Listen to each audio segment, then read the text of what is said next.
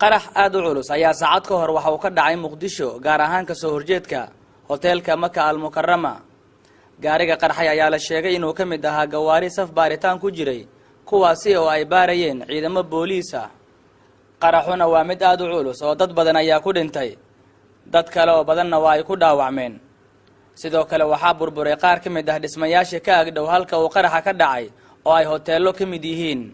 gawaari ayaa xilligan ku gubanaya laamiga iyadoo dabka uu sidoo kale gaaray dhismayaasha qaar lagana cabsi qabo inuu sii fido dadka waxay ku waramayaan inaanay wali gaarin dabdamis sidoo kale gaadiidka gurmadka degdega ee ambulance aan gudaha loo ogolaan iyadoo ay jiraan dad gurmad u baahan oo halkii uu qaraxa ka dhacay wali ku sugan dadka goobjoogayaasha ah ayaa sidoo kale ku waramaya inay wali jirto cabsi ah in rag hubaysan ay joogaan halka qaraxa uu ka dhacay iyo sidoo kale gaari kale oo qarax looga shakisan yahay